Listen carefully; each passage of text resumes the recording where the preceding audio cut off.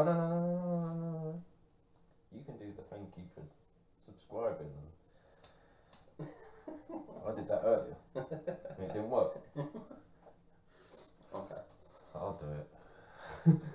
Okay, so thank you everyone for like subscribing. It does mean a lot to us because we weren't really predicting.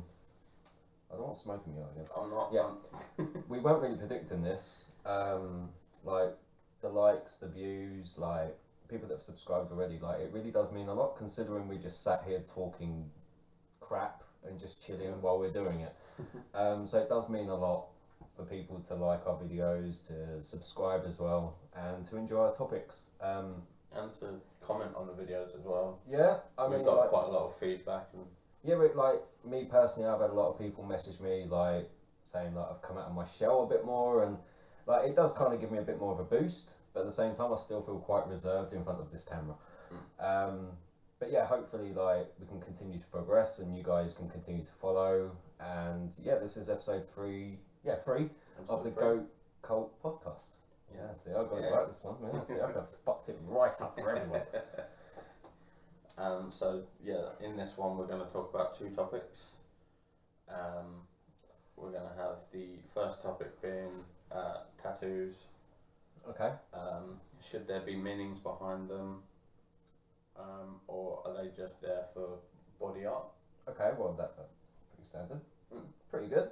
I'm pretty sure a lot of people can relate to this because a lot of people have tattoos that they, you know, that they have for meaning, and then some people get them simply because they love that artwork. Yeah. And they would love them on their bodies. Okay, so the next topic would be, what was it you were going to say? Travel. Travel. Yeah. So where we want to go, where we've been, you know, and if you think pick certain things places that you liked about that place. Okay. Or what drew you there. Okay. Yeah, that's. Or what draws you to. Travel to certain places, like you have like a, dare I say, like an urge to get somewhere, and you have the reason why behind it. Yeah, like there's always an urge to be somewhere. Like I've always found personally, I like being places I've never been before. So yeah, that's quite a good topic. I quite like that one. You know, that's quite good. It's quite good. So do you want to kickstart this with tattoos? Yeah. Okay.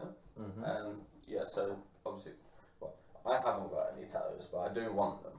Okay. And there will be meanings behind them when I do get them. As I said, we should get a goat, like a devil goat, like on our ankles. Yeah, a demon devil goat kind of thing on our ankle somewhere, just to show that we kind of tried. Or maybe if we do try and we do make it, then it's a bit more of a... Yeah, it's more of an achievement. Yeah, it's like, oh, hey, we did this, you know, like, theoretically we weren't really expecting this type of feedback at all, really. No. You know, like... Oh, hello. Like, we weren't expecting, like, this type of feedback, we weren't expecting this type of, like, encouragement. So, even to get to 20 subscribers... is a big thing. Because you've had your personal YouTube for quite a while. I have, yeah. I've had sort of like a watercolour and art kind of vibey thing. I've had it's probably about 9 subscribers now. Yeah. But I will honestly admit it's mostly family. Yeah. It is mostly family. I've had 1 or 2 people that are not within my... And the problem is we're trying to get our work out there and we can't get it out there because we're limited to a certain audience. Like with you and art, it's family and people that kind of like art. Yeah. With me and photography, it gets so far and then people just don't like it. Like the algorithm... more mainstream. Yeah, the algorithm of Instagram and other social medias we have used doesn't get it across as better as, you know, we could get it. Yeah. So, like, even just having 20 subscribers just to listening to us talking is, like, really quite amazing, really. And you know what, we'll probably be saying this, like, when we have 50, we'll be like, oh, thanks a lot, but, you know, it's an achievement. It is. I think, like, okay, so, theoretically, like, I wouldn't mind having a goat tattoo anyway. So maybe like if we get to what? If we get to 100 subscribers, yeah, we'll both get a goat tattoo. Just to say we got to 100 and we kind of got so far with it. And then if it goes further, you know, we'll go further. We'll go further. So 100, yes? 100. 100? Yeah. Okay. So you obviously don't have any tattoos. You're pretty plain canvas. I am. Which is weird for an artist. Yeah, very true. Very weird. Very true. I tend not to express it on myself. Mm-hmm. It's more of obviously blank canvas, but or paper or any other medium but my own body. For do you have like a fear? No, not really. It's more of the time and you can't really decide what you want. Yeah, it's always changing. Yeah. Like I still think we should get a Yu-Gi-Oh tattoo though. Like a Yu-Gi-Oh, like this is a game that me and him obviously like play, and I'm sure some of you have probably watched it for like 2 seconds, and just been like, what the hell? Yeah, expensive cardboard. Yeah, that's what. That's pretty much what someone has labelled it as already. Yeah. So it is like an expensive cardboard game, and we both kind of played about with the idea of getting a Yu-Gi-Oh tattoo. But still, is that something that you still want to get? I do. Oh, he still does. Okay. I still do. I ain't got much room left. Like palm of your hand. It's kind of like you have to pick a route. Like you have to pick a body part right now at this point. Like I don't know what route I would put it on, or what way I'd put it on. But yeah, I still want it. It's more at the moment with financial reasons at this point, which is kind of obviously with everything going on, not a lot of places are open. No. And doing it. No. But no, I do want them. There is some that there's one that I've designed myself. Okay. Which I had a chat to a bloke, not far away from here. Yeah. Not within our town, but yeah. And he said that he can do it for £110. Okay. And it's a dedication to my nan and pretty reasonable. Reasonable price. How big are we thinking? So it's going to be sort of like that. Well, it's basically a chest piece. A nice chest piece. It will be on the right hand side. Okay. And it will be just there basically. Okay. You've said this now.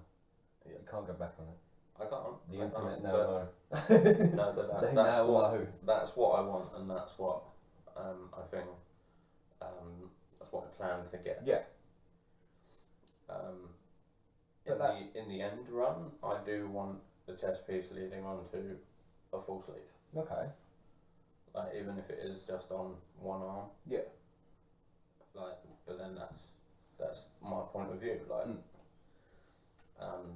everyone has different points of view and different ways and where they want to put them and reasons why they want to put them there.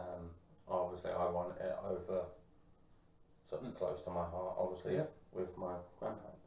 So be on this side. Well, yes. Not but I said close. Be on this side. I said close. So you might not whack over it here, big man. Whack it here. Shut up, titch. I look small, right? I look small sat next to him. I look like a fucking pea. But in that last video, like I said, if I slouch, like, how tiny do I really look compared? Like, he's like a proper bear, and I'm just here, chilling, relaxing. Give that twig I pick and mouth. Doesn't really help, though, does it? No. Still get toothache. But no, what about yourself? Like, what do you have different points of view? So, like, I understand people can go into like a tattoo shop and they'd be like, oh, I really like that. I'd like that here or on their back or something like that. So I'm like, oh, okay. I understand that point of view. But I always feel like I have to relate to what I'm looking at. Yeah. I have to have a meaning in some way. And I think a lot of people, he's busting open the monster. But, well, it is gone 3 in the morning. But, yeah, like, to me, I have to have a meaning. Like, I've got quite a few tattoos, obviously, that have meaning. But it's not like like you'd look at them and think like, why? If that makes sense. Like only I would know these meanings. It's a personal meaning. Yeah, I mean like I would happily like get more. I would. It's just finding time. It is. For me personally, it's like a time-consuming thing where I work a certain amount of hours and then I have a certain amount of time to actually get anything done.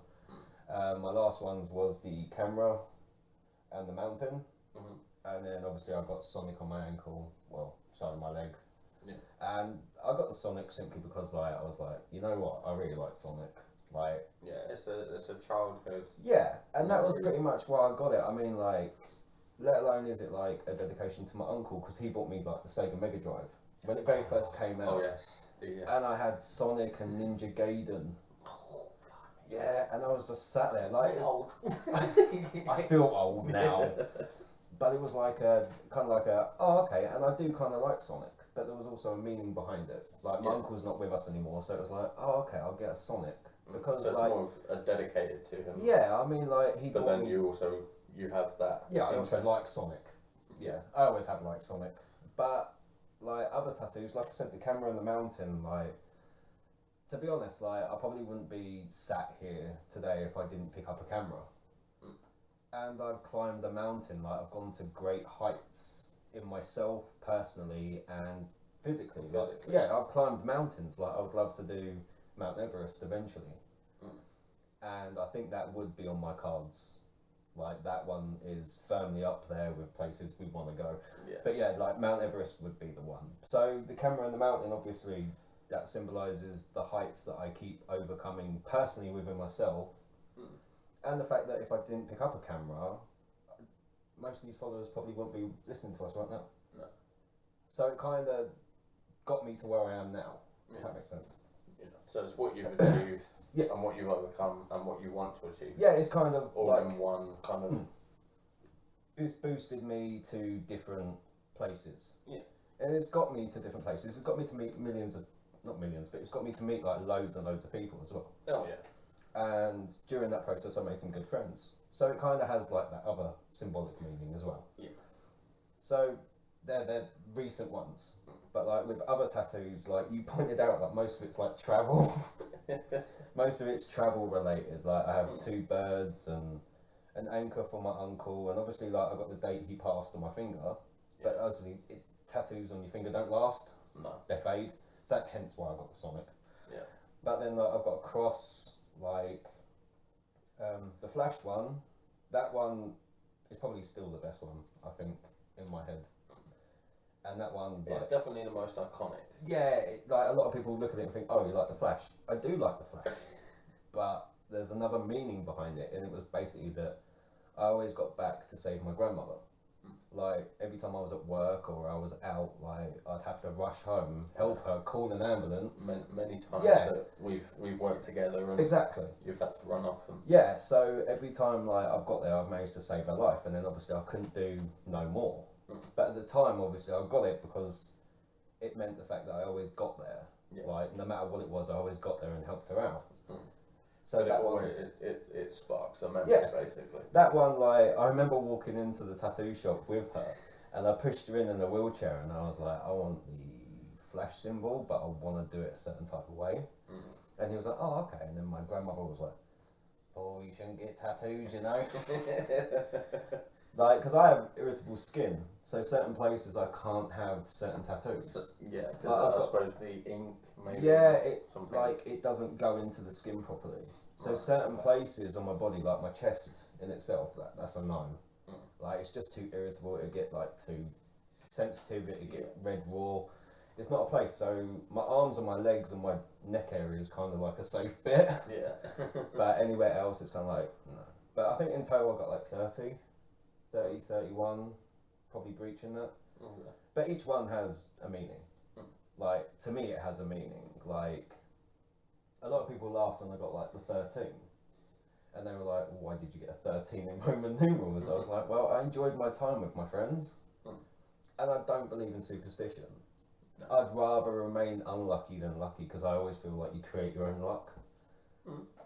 Like, it's not about like the odds. No. Like, it's about the person. Like, if you know for certain you can win, you're going to win. Yeah, and I suppose it's that personal thing about pushing yourself. Yeah. And if you push yourself that much, then you will achieve what you want to achieve. And to me, it's like, okay, so like the old group was the 13th hour, and there was like 4 of us, and it kind of expanded a little bit, then it dropped down, and then it kind of expanded. You get it, yeah, it expanded and then went back to the original kind of thing. And so we kind of like stuck it with that, but I always feel that people that believe in superstition, like a black cat runs in front of you or a ladder, like don't ever walk under a ladder. Like I'll happily walk under 1,000,000 ladders and I would always tempt fate. Yeah, I will happily walk under them ladders and come out smiling, whereas everyone else will be like, oh, don't do that. Oh yes. But yeah, other than like I have my grandmother as a hummingbird here. I have like a version of Elvis here and the date she passed there. This one is quite weird because a lot of people look at it and think like, oh well, what's that? Like it's a skull, a flower, and an hourglass, but it's actually like the symbolization of memento mori, which is like everything alive. Like you have to remember you have to die, basically. Everything's got an expiry date. Yeah, like you're only alive for a brief period of time, so enjoy it. Like don't get caught up in like petty bullshit kind of thing. It's like okay, well if that happens, fuck it. You know, it's like okay. And then also it kind of symbolises like you're on limited time, you'll turn to bone, and then gradually everyone flourishes.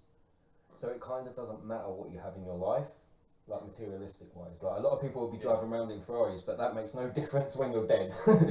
Like you're still going in the fucking ground the same as me. It makes no physical difference. No, very true. I am a firm believer of money. Money's not everything, but it helps. It helps. It helps. It helps achieve what you want to do. Yeah. And a lot of people look at money as if to say like, oh, without money you have nothing. No, you have a lot more things than what most people do. You just have to take into account what you have. You have to open your eyes. Yeah. Like a lot of people that like I grew up with, they were so adamant to have the best of everything. Yeah. And at the same time, like their home life was shit. So it's kind of like they were replacing what they didn't have at home with money and materials. Yeah, with materialistic things. Whereas like I grew up with hardly anything, and I had like a really comfortable, happy home to some extent. Like no family's perfect. Oh no. But what I'm saying is like, you know, like I would still go home happy. Whether I'd end up going to bed happy is a different matter.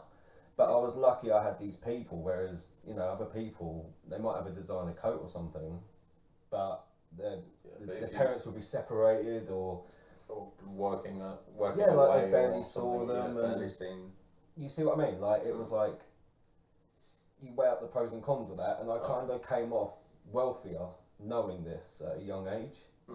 Like, my family would do everything they could to get me things, but I appreciated it more with the fact that the hard work and everything else they put into it. Whereas I was never handed anything. You knew your own limitations. From very young, like as a whole. Yeah. What more than it was like, I don't know. It was kind of like oh okay, they actually worked really hard for it, and I appreciated them for it. Whereas like I was never like golden spoon fed. No. So everything that I have now, I look at and I think I actually deserve this. Like in my head, I'm like, I deserve this. Like no matter what it is, I look at it and think, I'm gonna treat myself. Yeah. Like money wasn't really an option, so it was just like, oh okay, I'm just gonna have this, I'm gonna have this, I'm gonna have this, I'm gonna have this, and then I kind of realised I was replacing a lot of what I didn't have from that moment on. When my family started to drift, I was actually going out buying more things to make myself feel comfortable. Yeah. And it was like I had no support barrier. Yeah, I've got more stuff to keep like, my mind occupied. Yeah. Rather than that closeness, I suppose, of, you know, going in, sitting down, having a chat with your family, then having dinner, going upstairs. Whereas gradually, like as you know, you'll get older, your family will die off. It's inevitable. And gradually, like myself and you will probably be alone in that retrospect. Like our families will disperse. Yeah. And then gradually we're gonna have what we've earned. And that's where I look around and I feel very appreciative of everything I've got. No matter how shit it might look, I'm like, no, I've got to keep it. I've got to have it. So it's kind of like that memento mori kind of sense. It's like, I've got to have it, but at the same time I know I'm never going to keep it. I know I'm still going in that ground. And I know, like, the people might think, like... Oh, I'm getting shot at cannon. Either that or a cardboard box and chucked out the window. I've always come up with that conclusion that, that, like, I wanted to play a trick. So, like, when I die, like, I don't want to be cremated. I want to actually be buried, right? Just so, like, a stranger would actually see my name. Because once you're cremated, you're, like, dust. Like, it's not really much left. It's a little tiny plaque, maybe. Yeah, if that. Or just like a little urn somewhere in like a chapel, like, because that's where my grandmother is. But like, to have a gravestone means a lot to me. Just to have your name there. It's more permanent. Yeah. I mean, unless they're going to dig you up or steal your gravestone, like, there's not really much else they can really do. No, but... They could smash it, I suppose. I'm pretty sure loads of people would smash mine, to be fair. Can you imagine people just queuing up with a sledgehammer wanting to smash in my stone? I'll be raking it in. Like, if my dead body would be like, no, don't. But yeah, like, you know, in my head, it's like, no matter what I'm going to have, like, I'm still going to... You can't take it with you. Yeah, I can't. You can't, well, you can try. I'm pretty sure I could take some things with me. I always said I was going to fake my own death. I would happily love to do that, like, just fake my own death. Just to see. Yeah, just to see, like, everyone turn up, and then, like, I'll just stand at the gates of the funeral place and be like, who's there? Like, who turned up? Who actually cared?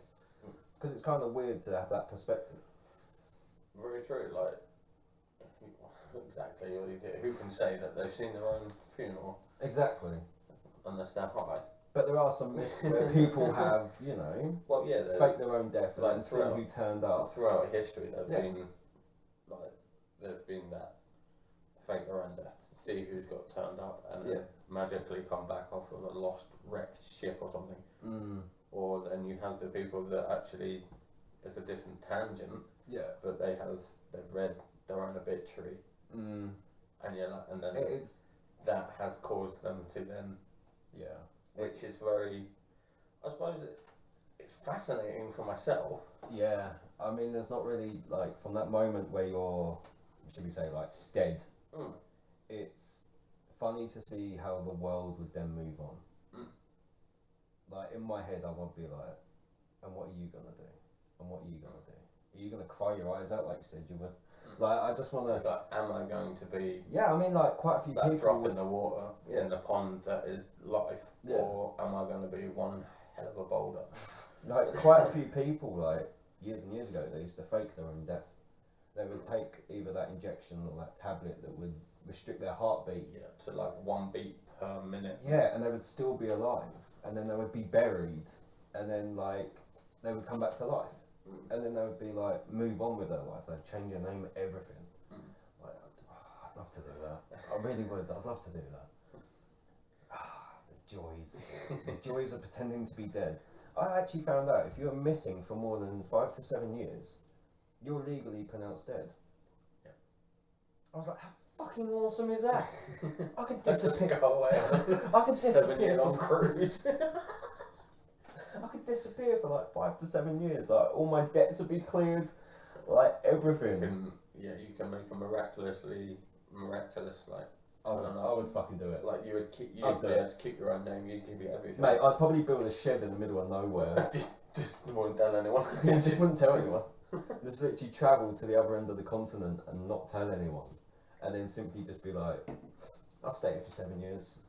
But no, there was a guy. Apparently, he was like waiting for like some meteorites or something, and he sat in this observatory for ages waiting for these meteorites and documenting them. His family didn't know where he was. Like, for 7 years he sat there waiting for this specific event, and he didn't see it because it was cloudy, and when he went home his wife had moved on, his kids had moved on, they all thought he was fucking dead. Wow. And I was like, what the fuck? Like, really? Wow. Yeah, apparently he was waiting for this specific event, and because it was cloudy, he didn't get to see it, but he'd waited 7 years to see it. And to me in itself, it's that's like, dedication. Yeah, seven fucking years to sit there and wait for some fucking lights in the sky, but then to go home and find your wife's moved on, your kids think you're dead. It's like, he literally went back and had nothing. Like, he was like a professor as well. He literally lost everything because he legitimately went missing for 7 years. It's fucking awesome, mate. That is awesome. I'm like, oh, can you imagine all like the debt collectors turned up at the house going, no, he owes us like $2,000, and then like they're like, oh, he's dead. Oh, okay. What happened to him? Oh, we don't know. 7 years later, you just rock up and have to change your name. You're not a professor anymore, and everyone's moved on. You're like, shouldn't have waited for that meteorite. I really shouldn't have waited. Depends. Maybe his life was shit. Maybe he just was like, nah, fuck it. Yeah, I ain't telling no one, I'm going. Exactly. But no, like, build a cabin in the woods, non-materialistic, just survive with what you got. I could easily live out a backpack. Like, I've done it before, I could easily do it. And that type of life fascinates me. The survival type, that thing about just you and, you know, out there. Mm-hmm. I would love that.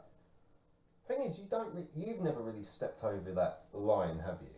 Like, you've never done, like, dare I say, like a road trip where you've had to like sleep in your car for like 2 weeks or. Not for that length of time, no. No. I have obviously I've moved out, which is kind of like paying all your own stuff, paying your own way kind of thing. It's not the same, but it's that kind of like, okay, you know, I might not have had much money at the end of it. Yeah. But I still had all my bills paid, and I still have food in the cupboard. Yeah. And that's purely obviously because whereas my nan's just like, you can make something out of nothing. You can. You can make something out of nothing. You can, literally. Like, you can have, she always said you can have flour, eggs, bread, and out of that you can get a 3-course meal. Yeah.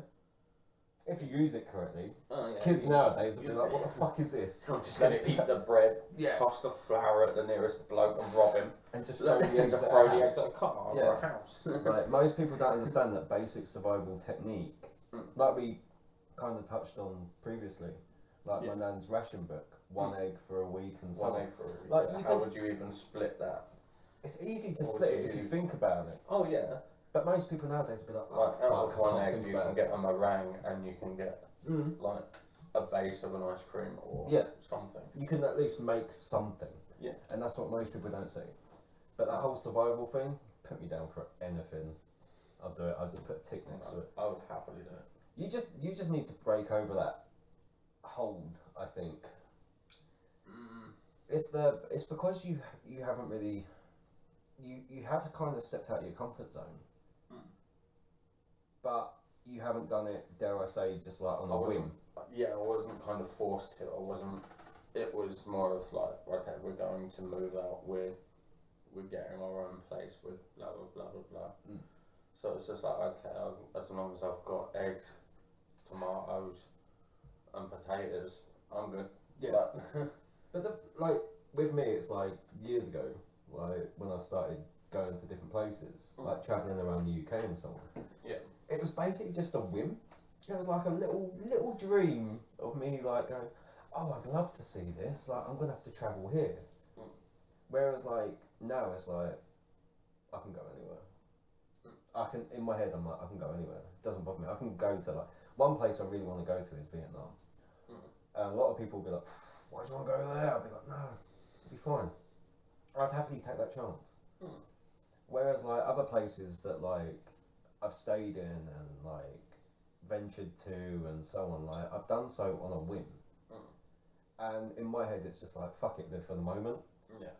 Whereas like you kind of need to cross that little hold of live for the moment. Yeah. You need to be a bit more. I mean, I need to be a bit more impulsive, I suppose. A bit more, right, okay, let's do this way. Well, the other thing, the way that I also see it is the fact that you have one life. And you can't sit there at home looking at pictures of places you want to go. Very true. You have to go. True. You can't just go, oh, I saw it on the internet, it's good enough for me. You literally have to look at it and go, no, I'm going. No, like, I'm not going to look at it anymore. Like, that was my thing with a lot of places. It was like, no, I can't just keep looking at it, I've got to travel, got to get there. So, like, for me, mentally thinking, like, you know, when we're talking about, like, how you would got to cross over this little threshold, you really do. It feels like you're in like a little cardboard box. You're like this cardboard box teddy bear that can't like venture out much. Yeah, I mean, like, obviously this is moving now on to travel. Oh, yeah. But, like, also... It's that was smooth. Yeah, it that was smooth. Nice, smooth, consistent. But it's like, also with the tattoos, like, we're going back onto it now. Switching back. Yeah. Like, you really need to just get it done. Just do it. Just get it done. Just get it done. And I know, like, a lot of people that have watched this, a lot of, like, my old followers and so on, like, they've got tattoos. And sometimes they have meaning. But sometimes I look at the tattoo and think, like... why?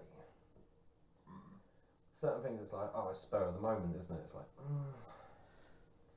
spur of the moment, yeah, okay, but 10 years from now, are you still going to look at that the same way you did? It's okay. True. It's okay to have that artwork. Like, if you really love something so much, have it. Like, literally go out and get it. If you really want it, go get it. Like, that's always been my incentive. Like, if I want it, I'll go get it. Yeah. Well, it's that thing that's like you'd have a t-shirt on. Yeah. You know, the artwork in certain places won't be shown to the outside unless you show them. Exactly. And then it's like, if they don't like it, it's tough. It's not on their body, really, is it? Yeah. I mean, a lot of people said, like, oh, you shouldn't get tattoos. You shouldn't have them. Like, they restrict you from jobs. I've never had a problem. Even when I left the previous job, like, people would hire me. They'd obviously see the tattoos on me and be like, okay.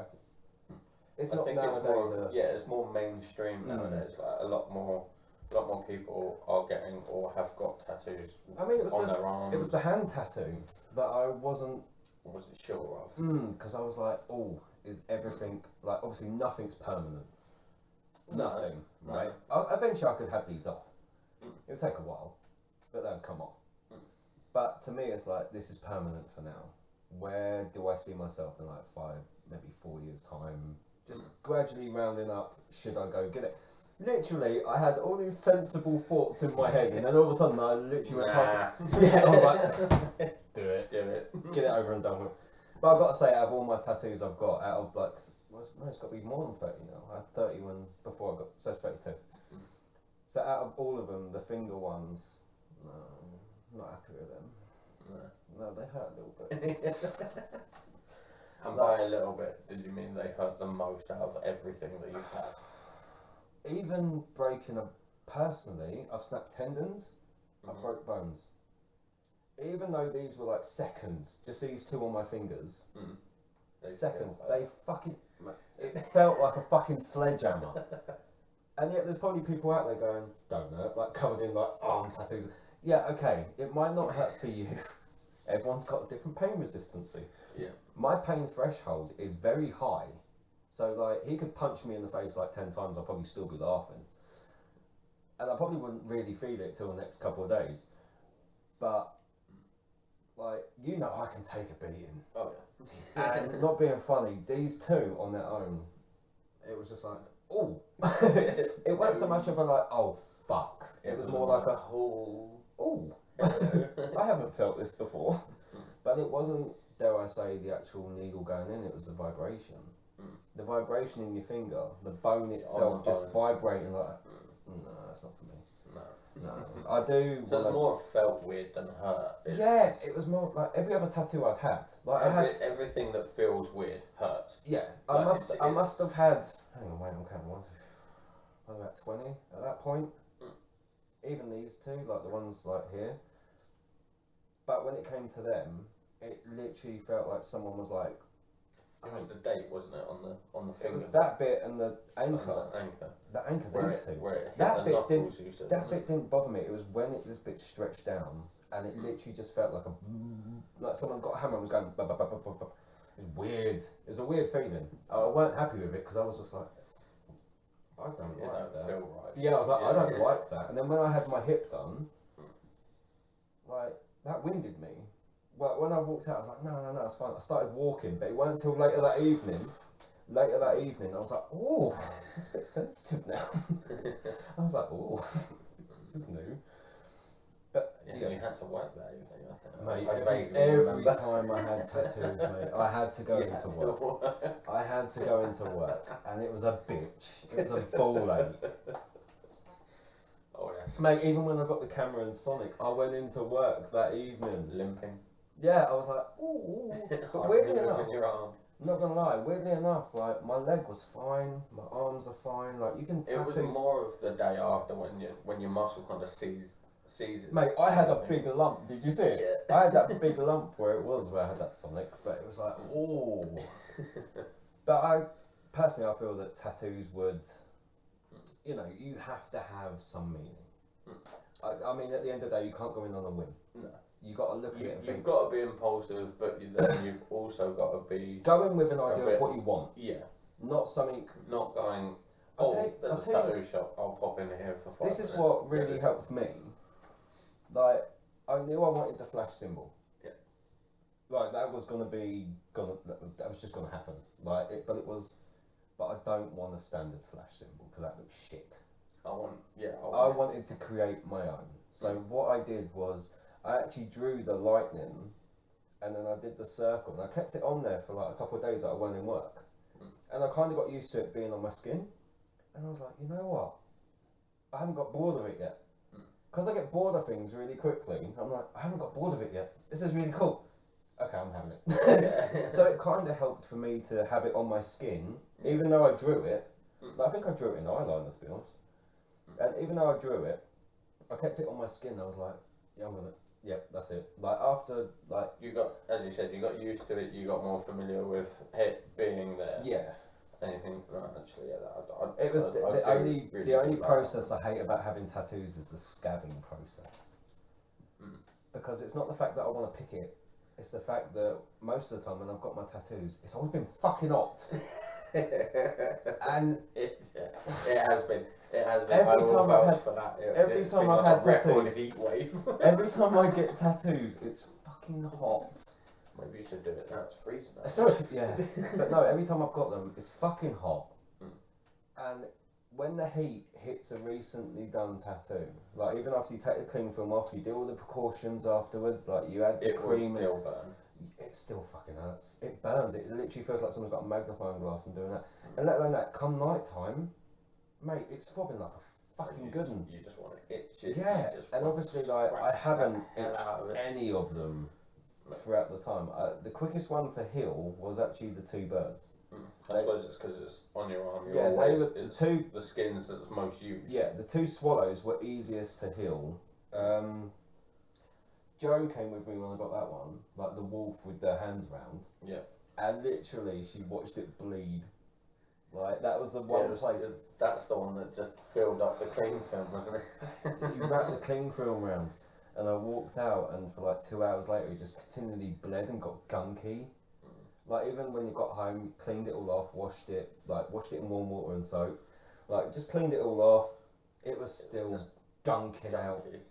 The thing is, when I get tattoos, I'm a bleeder, and it's the most annoying thing. Because, like I said, you have to go into work. I get my tattoos done in the morning, you have to go back into work. Yeah. So I'm bleeding while I'm walking around. It's like, oh, I've got an open wound. But yeah, all my tattoos have meaning. Like obviously touching on the tattoo and the travel aspects of it. Like I quite like the thought of like tribal tattoos. Okay. Like tattoos that have different meanings to different tribes within certain countries. Yeah. The whole tribal tattoo in the UK though. Oh no, it's a different thing from having like a couple of like flame flicks. And it's just like, oh yeah, this means, but then to have it like, one off the top of my head, it's basically a circle. Yeah. And it's basically two flame flicks. Yeah. What I call flame flicks, it's actually like tribal. Yeah, two tribal horn type things. Yeah. And that is, someone's going to quote me and it's going to be absolutely wrong. But I'm ready. I'll look it up when this is over. I'll be like, fucker. That was actually symbolising the chieftain of a certain tribe. Oh.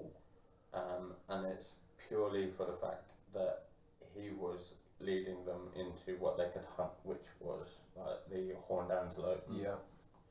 Like any horned animal, really. Yeah.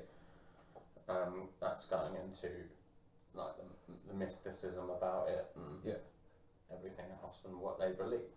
But I quite like the idea of taking something that I believe, putting a twist on it, and then using it as my own rogue tribal. Okay, yeah, that kind of works.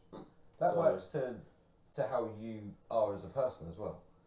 Like, you've always looked at life in a certain type of way and always added a twist to it. Like, you've always got to add a splash to it. You know, you like being set in your ways, basically. You take a job and you go, okay, I'll do it. But I'm going to have a laugh while I'm doing it. Oh, mate, I'll get in trouble. I'll get in trouble. I'll get in trouble with my job. I'll get in trouble. But then, you know, you look back and you're still achieving those high levels of thing. Yeah. But you're doing it to a fashion that, from anyone looking outside, looks like you're just messing about. Yeah, yeah. So, curiously, like, would you have it done with, like, a tattoo machine?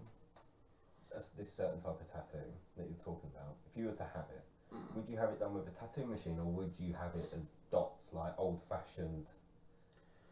So, I'm curious now because you know my opinion on dot work. I do indeed. It's not fun. I'd rather they got it over and done with. Yeah. Not that I feel the pain of a tattoo. Like, obviously, it's more of the irritation of being in one position. Yes. Yeah, one position. Obviously, as you know, long periods. This one in itself was dots. Mate, it was like an hour and 20 minutes of dots. Of your arm at very weird angles. My arm was literally laid out flat, but you had to obviously put it on the side. Yeah. And where he'd just done that one, the coffin, it was still a bit fresh. He literally was like, oh, we should have done this one first, shouldn't we? I was like, would have been a smart idea, wouldn't it? He was like, I like putting you through pain. I was like, you just like to see if you can hit my pain tolerance. Well, traditionally, this specific tattoo is applied in one foul swoop, so it's more of a iron in hot coals and basically branding. And then they rub ochres into the skin, so when it heals it takes it to sort of like a browny tinge. Yeah.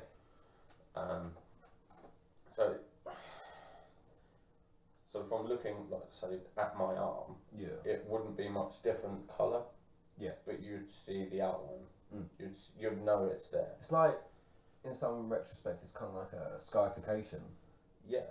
A lot of people just a brand. A lot of people when I was growing up, like, as soon as I reached 18, it was like, oh, I'm going to get a tattoo, but I want scarification. It's like, okay. And I always feel that if people are going to go that way, like, what's the point? Like, in my head, it's literally like, in my head, I look at it like self-harm. It's glorified self-harm. Yeah. It is glorified self-harm. I'm going to get hate.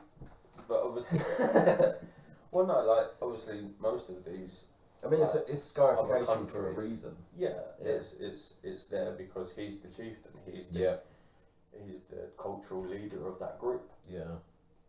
Whereas obviously my idea would be I would have the tattoo gun, by all means.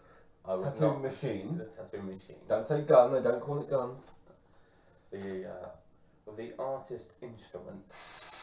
The artist's tool. Which one do you like better? Like, instrument or tool? Like instrument or tool? I'd go for tool. It's an instrument. Mate, he's not fucking playing it. It's how the artist comes across. It's not like fucking all of a sudden going tattoo. That depends where you go. I don't know about what tattoo shops you go to. But obviously I don't go to any. I'll go to the same one. I saw them in books once. No, but I think that you should. But then on a different angle, I would like to go to that country. Yeah. And involve myself in the culture. I would like to have my spine done with just that's straight from the neck. You just like torturing yourself, really, don't you? It's funny because that's what people always said. People said like you just have a gluttony for pain. It's like maybe I just glutton for punishment. Yeah, exactly. It's like maybe I like the pain. But no, like obviously, yeah, I'd happily involve myself in a culture. I personally think you'd be like, oh, that's a bit harsh. I think the sweats... Walking on that? No, thank you. Oh, I'm getting on a plane. Saying that thing about different cultures, I'd happily walk on hot coals. It's all a mental mindset. And I feel that I've pushed my body quite a bit. I mean, like, I feel that I can disconnect myself quite well.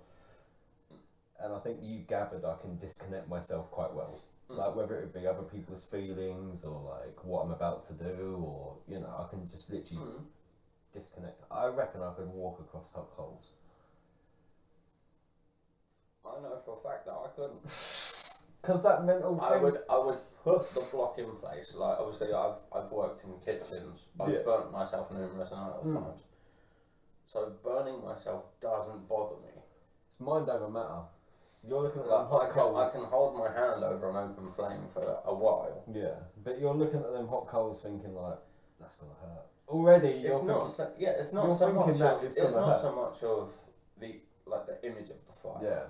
It's the sound. I don't think your feet would make much of a noise. I think you running across would be more louder. Like, it'd be an Ace Ventura moment, mate. Yeah. Probably fall over like 3 times. It's in my eye. I'd probably get it in my eye, to be fair. It seems to like lunge for that eye. Yeah, it'd be that one. It'd be like, nah, I'm gonna fuck this eye up even more. That's what seems to happen. But I think mind over matter. I think it's simply looking at. That would be an interesting 1,000 view thing, wouldn't it? You just set me up now, haven't you? So is that it? If you can find someone to set up the coals, like professionally, I don't mean like fucking back garden. Go on, walk over that. Walk over my barbecue. Like, I mean professionally, like mind over matter. I reckon I could walk across. So what are you saying? 1,000 now? 1,000 views could get me to walk across hot coals. Subs. Oh, okay. 1,000 subs. I wouldn't even put over that with 5 views. I'd do it. I'd probably do it for like 500 subs, to be fair. You can do it for 5. You're a crazy son, dude. To be honest, I don't really have a limit. No. I don't have limitations. No limit, no filter. No. This is what could get us in this is what could get us in trouble. I think that's what you like about me most. You're like, oh fuck, he said it. Oh god, he's doing it. He's doing it. But no, like, yeah. I reckon I could walk across it. Whether we'll have to see what we can do. Not necessarily, obviously, that, but we could, obviously, on certain goals, like, that we achieve, we could, like, maybe go somewhere. So we've already got, like, 100 subscribers, we're going to get a GO.A.T. Yeah. Okay, we'll get a GO.A.T. Obviously not your choosing, but our choosing. Yeah, but we'll pick the same. We'll pick the same design. Same design, and just have different ways of. Yeah. Maybe having it done. Yeah, I'd probably get like a pentagram behind it or something. Maybe, or just like a stupid goat face. Maybe. Like my legs are pretty much ready. Yeah. Like, I don't really like. To me, it's like the whole tattoo process. It's kind of like a. If you're getting that tattoo for an achievement or a meaning, it means more when you walk out that tattoo shop. Oh yeah. You like that's what you don't instantly look at it and go, oh, what? Yeah, it's like the key. Like I got the key because like I get into places. Like I look at that like a skeleton key. I'm like, yeah, I can get into this. Like a lot of people couldn't get into certain abandoned buildings, and I could find a way. So kind of like, yeah, I've got the skeleton key. I can do this. Like the coffin, like this is probably gonna sound really weird, but you saw that photo of me actually in a coffin.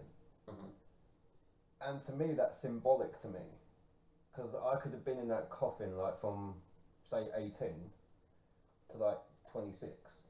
Like I could have put myself in that coffin, dead, gone. So me having that picture of myself alive in a coffin, much like I've got pictures of me like in a morgue, like me inside that coffin is symbolic to me. And like, yeah, I just having that coffin on my arm means a lot. But people look at it and think like, oh, it's a bit morbid. Yeah, it's a bit macabre. It's a bit dark.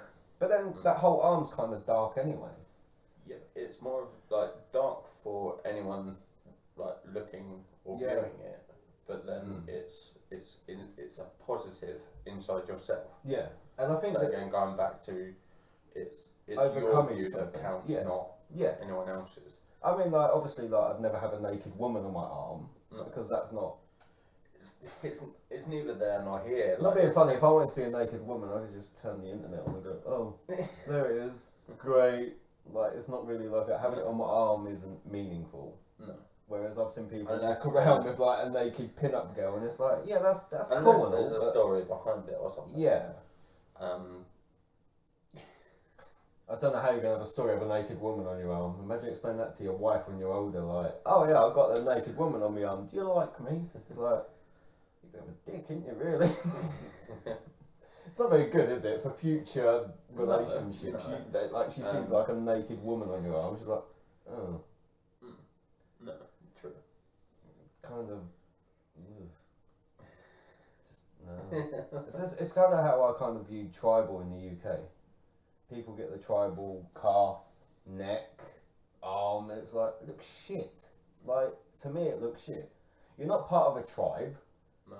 You're not going hiya waya, some like weird country. Why have you got it? Like, it used to be like a really common thing, didn't it? It did. Same as like barbed wire. You would always have barbed wire wristband or an elbow band or. And it was like tribal. It's like, what is that? Like, people look at my tattoos and must think like I'm a proper weirdo. But to have something that like it's like fits a certain person. Yeah, like there's a friend of mine. He basically his family emigrated to Hawaii. Yeah. And he found out that one of his grandparents was like within a clan or something that had a specific tribal art on their thing. Yeah. But he didn't want that stigma of he's got tribal art or whatever. It is. So he incorporated it in with his others. Yeah. But it looking on the outside in, you wouldn't know it was there. No. So it's kind of like a mix of something else. Yeah. Like a blending. Yeah.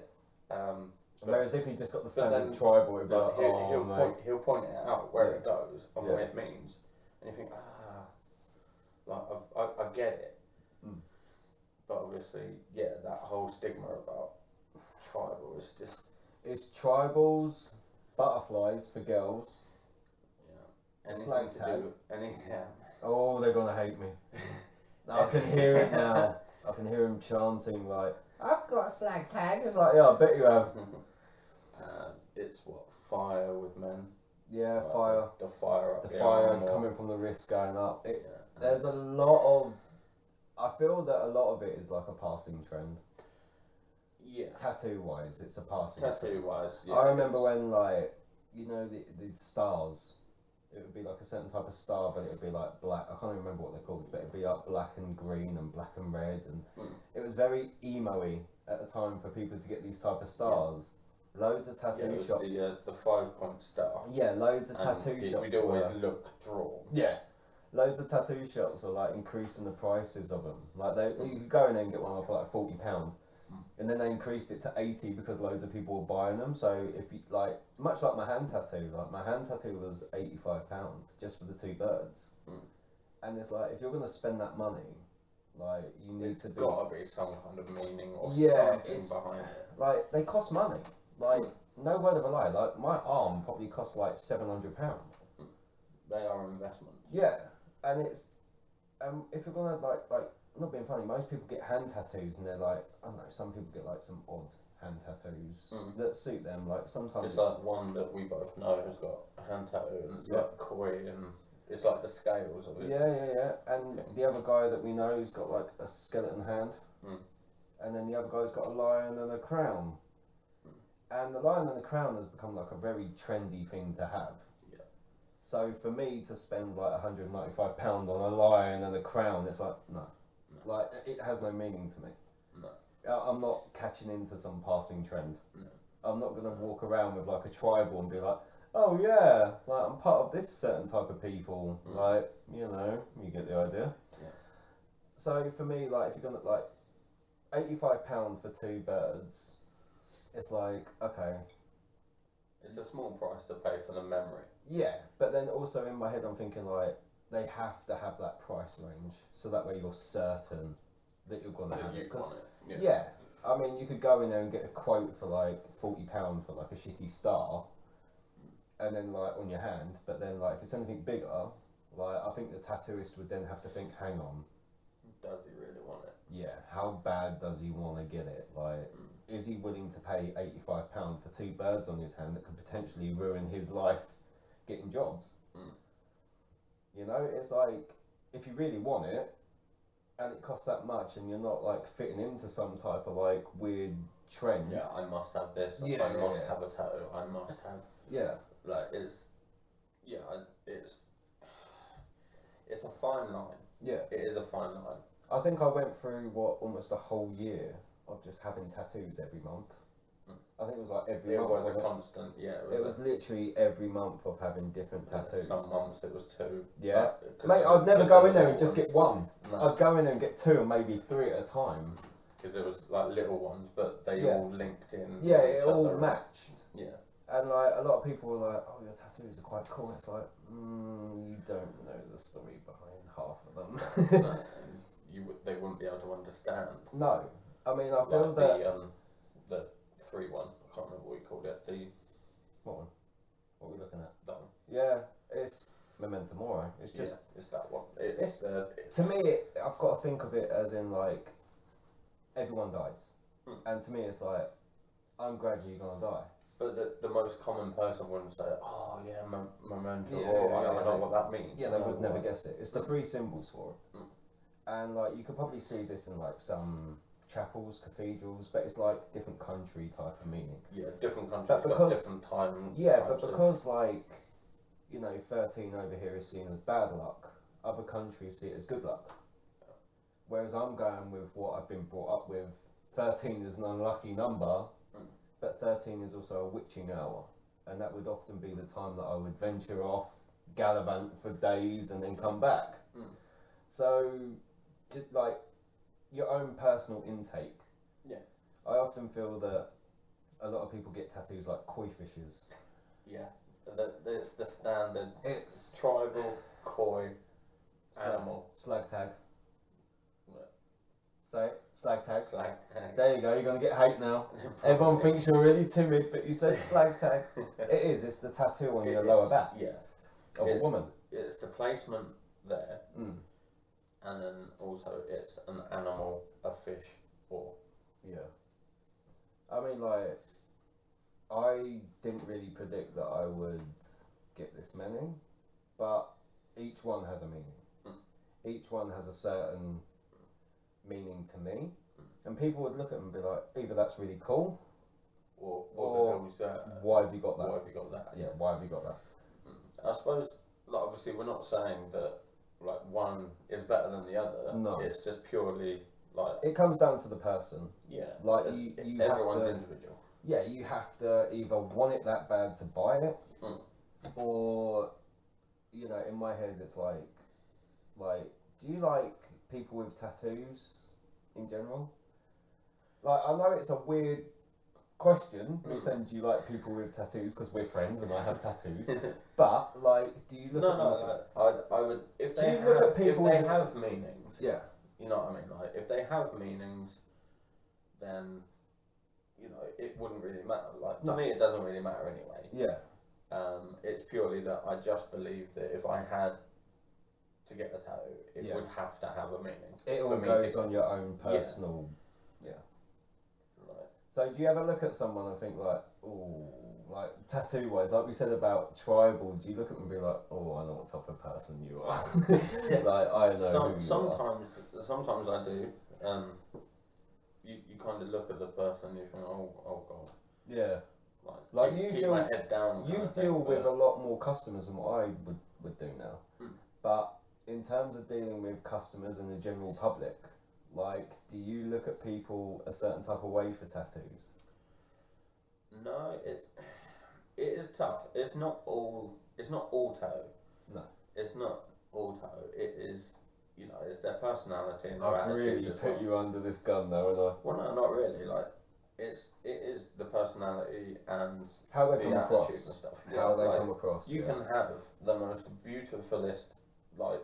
Is that a word? Beautifulist? It is now. Okay. I just quoted it. Put it in the Oxford Dictionary.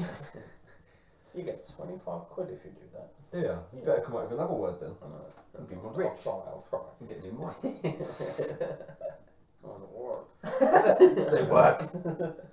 But no, like, you could have the most, like, detailed artwork. Yeah. And then be like, you alright, mate? Yeah, they sound they come from a certain. What the hell? It's not necessarily.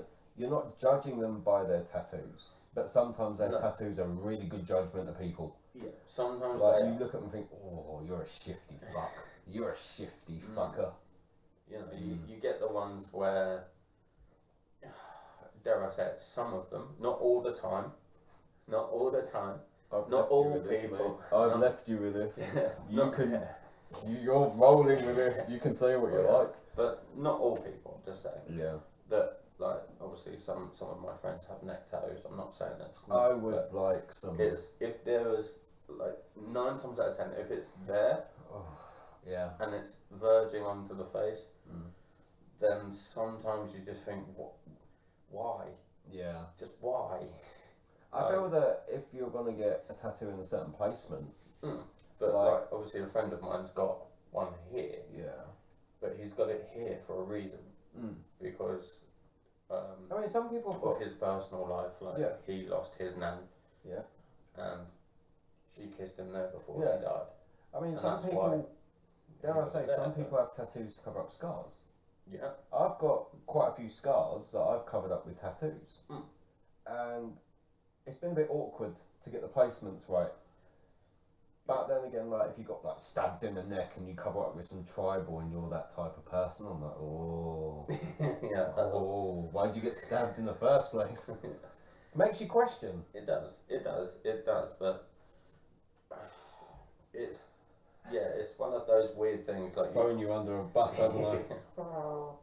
You can't always. Now. Go on, mate. That truck's reversed. Like, it's coming back over.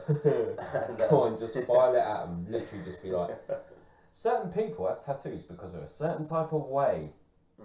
Go on. And some people aren't. Exactly, but more or less.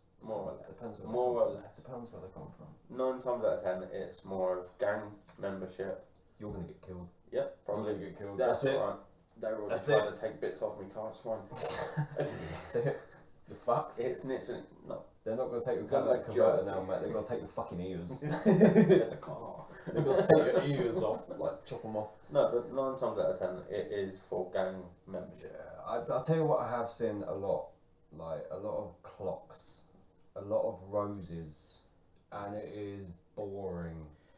It is. And it seems to be a common fucking trend in 2019 to 2020. It's like, oh, I'm going to get a clock on my hand. Good for you.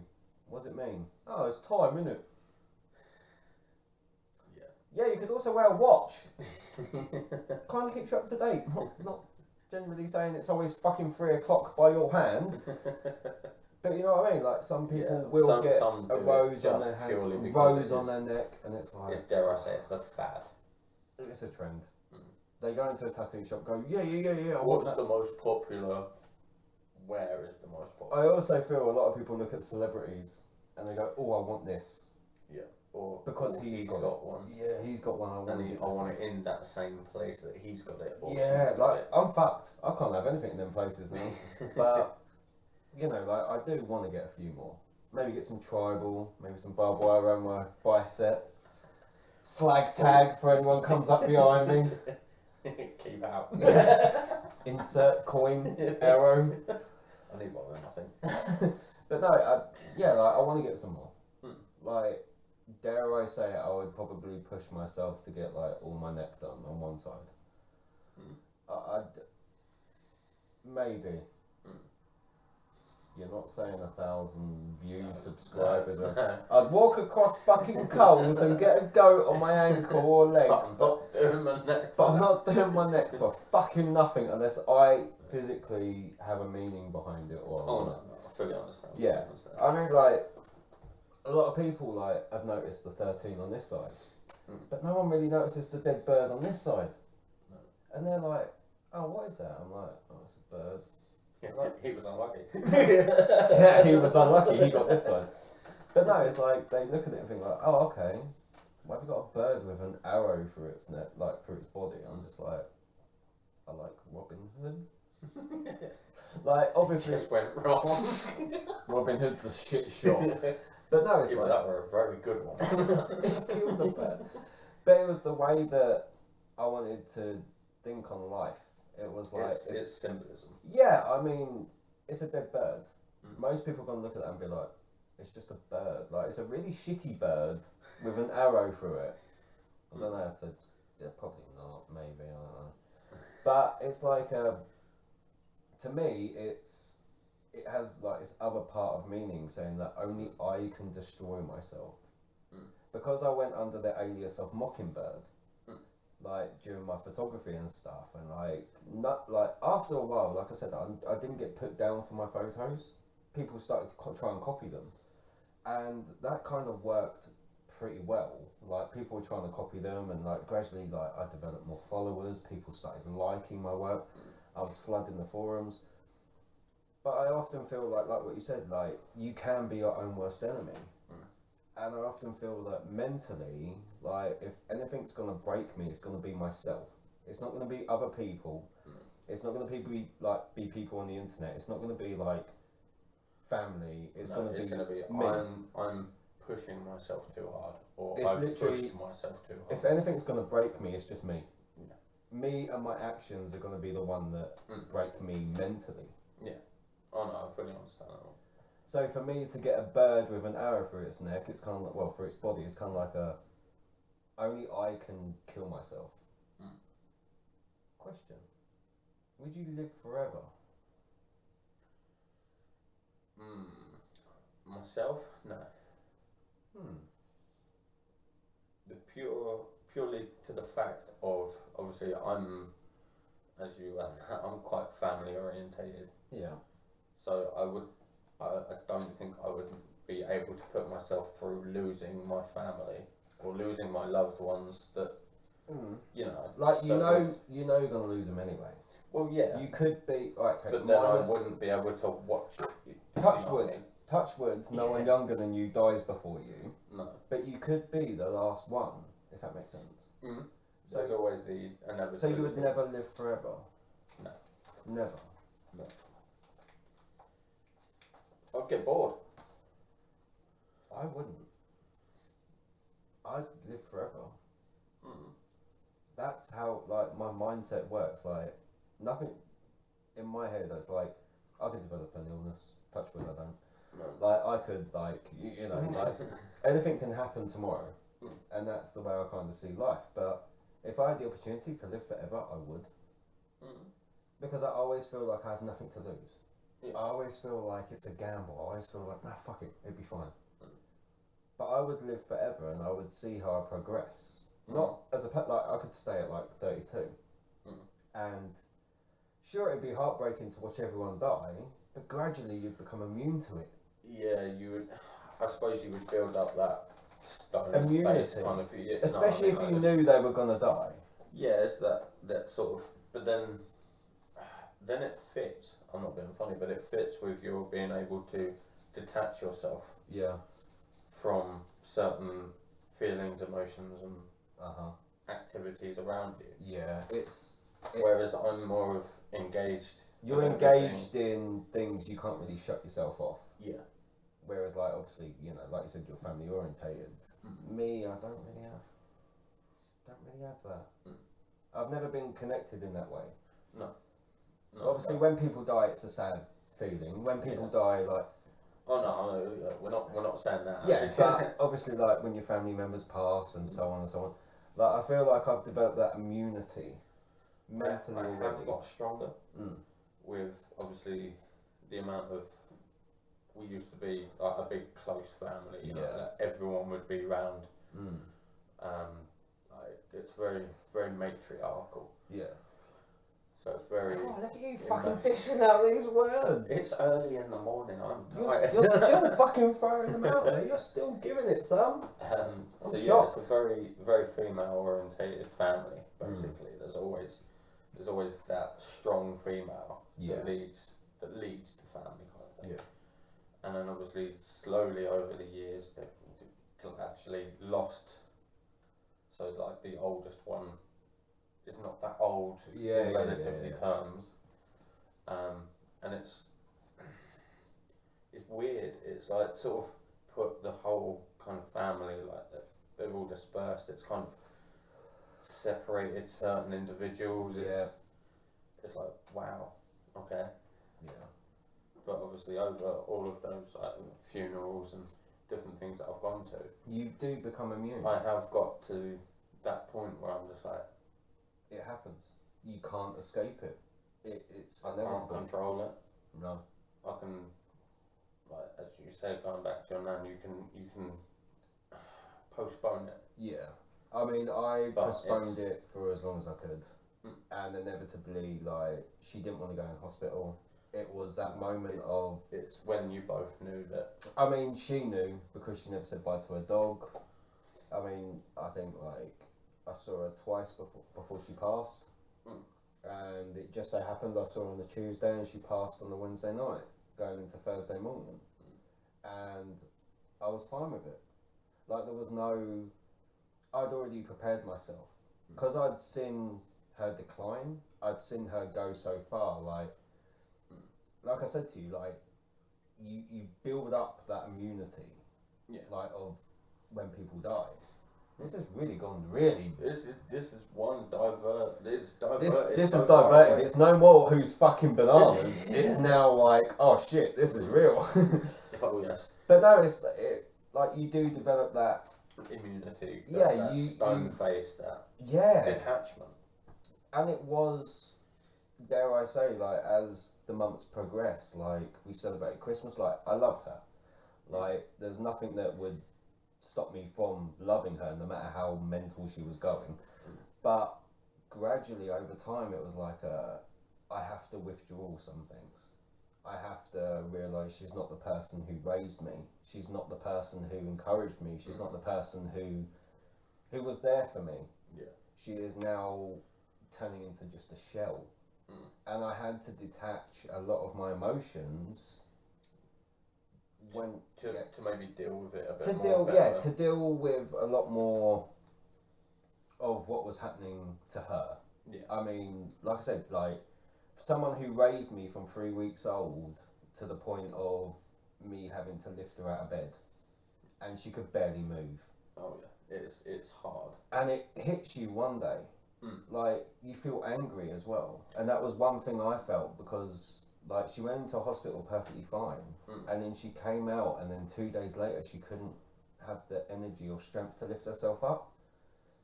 And obviously, like she was calling me, she was like saying, "Help me," and I was like, "Well, what's wrong?"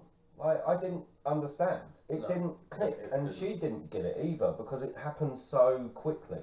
Like in a couple of days. Normally you deteriorate, but this was in a couple of days. Within And it was like what the fuck? Like, at 1 minute you're perfectly fine, next minute, boom.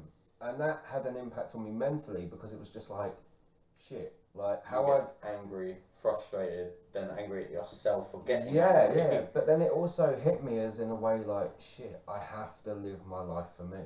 Like, I can't sit here and think like, oh, I'm in a shithole. No. Like, as much as I expressed, like, a lot of my ramblings and poetry and stuff across social media at the time, I couldn't sit there and think like, oh shit. No, this is happening. Yeah. Like I couldn't have that mental yourself. Yeah, I couldn't. Yeah, I mean, a lot of times I write things, and sometimes it has a deeper meaning, and not many people ever clock onto it. No. And if they do clock onto it, they just think I'm gonna die. And I'm like, no, it's not that at all. I'm in a place, and to get out of that mental space, you're expressing your feelings, which is releasing your mental anguish. Yeah, and to get out of this place I'm in, I have to write, and it does help. Like I drew after Nan passed. I drew like normal. Yeah, it's like I filled up scrapbook after scrapbook, but it's just it was literally I needed something else to focus on. It's a hard process, but I think that, right, so I lost my auntie when I was 11, and I didn't cry. And I remember my nan nudging me going, you can cry, it's fine. Like, my nan had balls of tears. And I was like, no, I'm fine.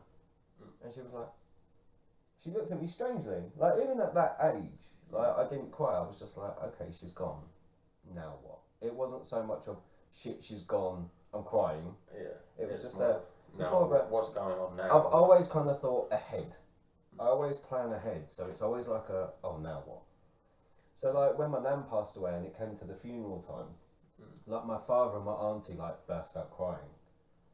Like everyone there was crying, and I literally just stood there like a stone. Like I was just like, I'm perfectly fine, because I knew it was happening. Yeah. I knew what was gonna happen. I knew the route it was gonna take. And even though people would tell me, like, oh, you know, she's not going to last long, this, that, and the other, I was like, I know this. Don't remind me. I know what I'm dealing with. I'm handling it. Like, I didn't get no help up until the last, 6 months she was alive. And pretty much for 2 years I was doing it on my own. And it was just like, oh, shit. Like, I need to actually, think, what the fuck am I going to do? And then once I figured out what I was going to do, it was like a process possibly with you, with your nan, it hit you. But then to me it was bittersweet. To me it was oh shit, she's gone. This hurts. And then it was also a bit of a, okay, I don't have this stress anymore. I haven't got this on my shoulders. I haven't released all of that pressure. I mean, as you know, it was just me. And just one person looking after an older person while trying to maintain a job, keep everything in focus, keep yourself in line. Do their own interests. I mean, a lot of pastimes. Yeah, I mean, it got to the point where I couldn't travel anywhere. And it was just like, oh shit, I can't do anything for fun anymore. And as much as an annoyance it was, I knew I had to hold it off. Yeah. So I guess like you with your nan, really, you had to be there for her, but at the same time it was like, oh, you've got to detach yourself. Yeah, like I said, obviously, me and my aunt, and the rest of the family, when they could. Yeah. But then it was that thing of, but you guys get to go away. Yeah. I've got to stay here. I've got to, sleep overnight. I've got to, do this, do that. But it was unfair for me because I felt like I shouldn't be doing it. Yeah. And it was... Oh yeah, I felt that I shouldn't be doing it. And then I felt guilty for thinking it. Yeah. And you're like, I can't win. You can't. And it's a constant loop. But like I said, to live forever, I feel like I could. I feel like I could watch people I love and care about pass away. I could grieve for them in my own way. But I still feel like I could live forever. I feel like... I suppose, you would always have a memory. And not being funny, you're always going to meet people. So, dare I say, you're going to meet people that are going to replace others. Like you do in friendships and shit. You could have a really good friend up until 11, then you just hate each other. And then, go... you make new friends. Beat each other off. You make new friends. Yeah. But no, I feel that I could possibly live forever. I feel that gradually, it's not, to me it's a curiosity of what would happen. What's next? Going back to our previous podcast. What's next? Where would... What is after? Yeah, everyone else can die and the generations would then follow. I could be friends with your son if I lived forever. And then your son's sons. Yeah. Great grandson, so on and so forth. Oh, that's a topic. That is a topic. That is a topic. Oh, that's a long ass topic.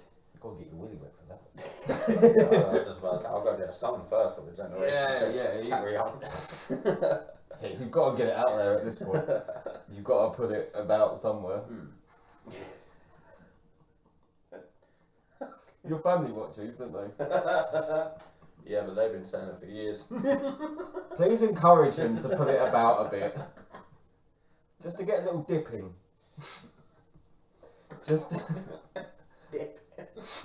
Just don't double dip it. Oh,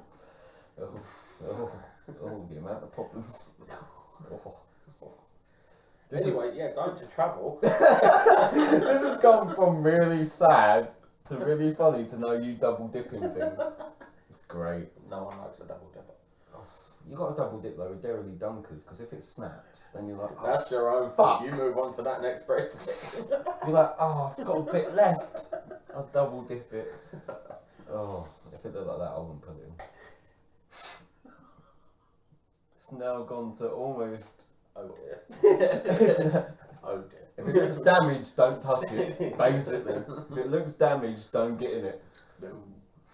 Oh no. Although by the time they're viewing this, they'd realise that you've probably double dipped it a few times. As you say, I'm my own worst enemy. You are. So travel. Let's move this on quickly because Will's family watched this. Did they actually watch this? What, your cousins and your auntie watch this and? Oh wow, they must think I'm a fucking weirdo. We've always known that. That's just like, did they watch the recent one with the banana and everything else, mate? I was obsessed. Oh yeah, they were laughing uncontrollably. I'm not funny. I should have, like, this bit should be a filter. Every time I'm about to speak into it, like... just magically appear. Yeah, just like, I should have a filter, come up here and some just be like... sweet elevator music. Yeah, like, every time I'm speaking, just cut me off. Yeah, and I... Yeah, just, you shouldn't put it in that... It should be brilliant. It would be brilliant. People need to filter me. This is why I get in so much trouble. I think that's why I did. You and me both. Nah, I'm worse. How many people have I made cry? No. True. I'm a killer with words.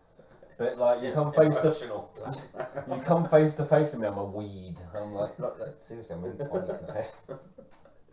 I can destroy you with literature. But anything else, like, nah, I'm a weakling. Can't home or fly. Your mental aptitudes. It's mental mind games. Mental mind games are on par. But anyway, moving on. After we talked about your double dipping and your family watching this, and how do you move on? I feel that your microphone's covering your face. Drop it down a bit. There we go. There we go. So that everyone can see my colour and my cheeks. Yeah, because you want to double dip. You just have no one to double dip with. Just poke it. Not that. Probably blow up. It's connected. Electrocute yourself. They are shifty. We have upgraded. Yeah. Slightly. Slightly. So far so good. Go on, double dipper. Where are we going now? To the moon and back with your buddies. Should we get on to the moon? No, that's another subject. That is another subject. That is a subject. That is a subject. I'm drinking too much. It's great. It ain't great. I'm feeling weird. I'm talking about you double dipping. It's a double dipping, mate. Should I just advertise you? For sale. For sale? £5. I'll take all I can get at this rate. I'll take $2.50 with free shipping. Depends on America or anywhere else, won't you, mate? Like, you could go overseas to Japan. That's $17.50 for Japan. Yeah. You ain't getting a Japan wife. No. Not that lucky. Probably get an Albanian one. You should go on Bash a whole different... You should go on Bash and Wives and get you someone just to bring her over. It's like he's going through cigarettes, he's like, oh, this is uncomfortable. He's destroying me on my own podcast. I said I weren't doing another one. I said I weren't doing another one. I'm here for the third one. I ain't doing no more. I'm carrying this show. We should call it the Mockingbird Show. The Mockingbird Show. I just get people and I insult them for half an hour. Yeah. Special guest, glass bottle. Can't insult a glass bottle, you're fucking useless. You're empty. It's pointless. Travel. You've had a Jaffa cake. I have had a Jaffa cake. And that is not copyrightable. Yeah, you can't advertise that. I've tried covering up the soul. I do like Mexican beer, it's lovely. It's very nice. It's very nice. You ain't drank much. But I have. You've still got 3. And?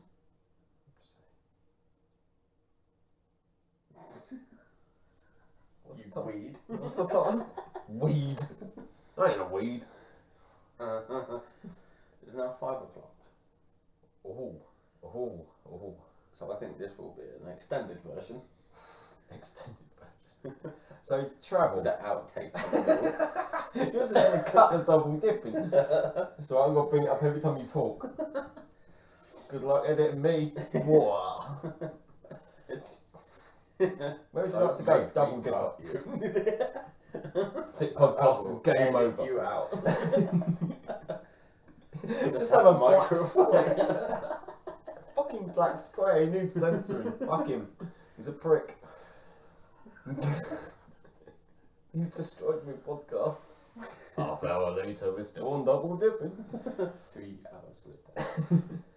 Travel, where would you like to go? Anywhere but here right now. Anywhere to get it double dipped, I understand. You should take you to, where's that place where they do all them like lady boys? Take it there. You like that? I'm not even going to say that country. That will give me so much trouble. I'll say it. Taiwan. Taiwan. Taiwan with the lady boys. Oh boy. Do you want to go there? No, I do not. Not with you. I can hook you up.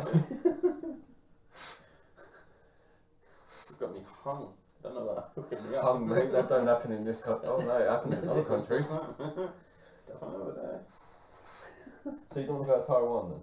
No, don't like food. Yeah, I can't say that. Probably a bit more cock than anything else, wouldn't you? No one likes cockroach. Oh, is that what we were talking about? You can get them anywhere though. We should do that. We should have like mixed food, like crickets and cockroaches, see if we can eat them. Do a bit of like, I'm a celebrity, get me out of here shit. I'd eat a cockroach and a cricket. I'll do it. I'll let you buzzing from your house. Fucking hop all the way to yours if I eat a grasshopper. Imagine that, like crunch. I would do it. You find them, I'll eat them. I'll do it on camera, right here, right now. Like cockroaches, crickets, anything. I even said to you, I probably like could bite into a bull testicle if I just took my mind off it. Yeah, if I took my mind off it. My whole personality. Can you imagine that across the internet? I couldn't do a penis, but I could probably nibble the testicle, maybe. Even nibbling it sounds weird. Like, if I was dared to, and maybe there was like £20 on the line, anything higher, I'd do it. £20 and up, I'd do it. If someone gave us £30 to eat a bull's testicle, I'd probably nibble it. What about you? Say we did 50 quid. 50, I'd do it for 50.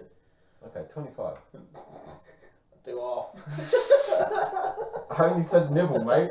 Didn't know you were taking it balls deep. Didn't know you were that type of dipper. I'll nibble off. Oh no, I saw someone. Oh, they do. I saw someone pick one up, bite it, and this stuff came out the tube. I was like, oh, this white stuff was just dripping out the tube. It was, oh, it's got a scientific name, but it's too early. This is going in a really weird way. So I think we shall cut it there before we get ourselves into a bit too much trouble. Possibly. And yeah, we'll shortly be back with another one. Yeah. So travel was completely off the question. Well, we incorporated travel. Okay. Not necessarily. Quick rundown: 5 countries you go to. Okay. Australia, New Zealand, Denmark, Alaska. Oh, okay. And Canada. Okay, so the 5 countries I'd go to, not the USA. It's mainstream, mate. Mainstream. Ah, yeah, everyone's done it. Everyone's done it. I've done it. Some people lived there. I think that I would possibly go, but I'd go to different parts. Maybe. That's why I said like Alaska. With a push. Yeah. So mine would be Chernobyl, to photograph it properly, because I feel people can't. They're going to hate me. I can feel it now.